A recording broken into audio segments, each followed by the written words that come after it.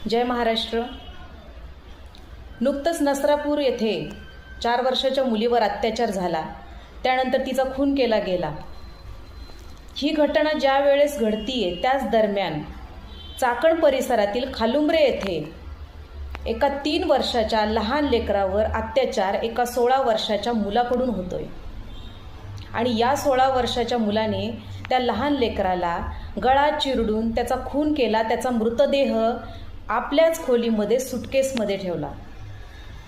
त्या मुलाची आई जेव्हा शोधाशोध करायला लागली मुलाची, त्यानंतर मुलगा घरी परत यायना रात्रीचे 8 वाजले।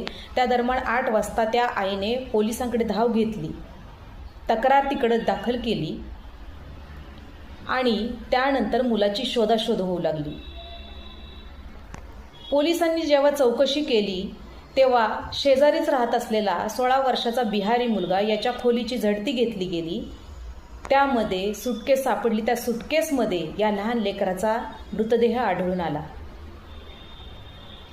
त्या आईने हंबरडा फोडला, मी आता कोणासाठी जगू? अशा लहान लेकरांचे जीव जर असे जात असतील, त्यांच्यावर अत्याचार करून अशा लहान लेकरांचे जीव जात असतील, तर आपली कायदा सुव्यवस्था कुठे आहे?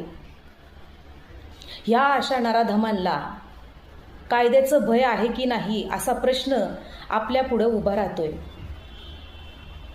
या नराधमांना फाशीची शिक्षा होणं अगदी गरजेचं आहे, पण या विकृतीविरुद्ध आवाज उठवणं आम्हा शिवसैनिकांचं काम आहे। शिवसेना या लहान लेकरांना न्याय मिळवून देण्यासाठी नेहमीच कटिबद्ध राहील।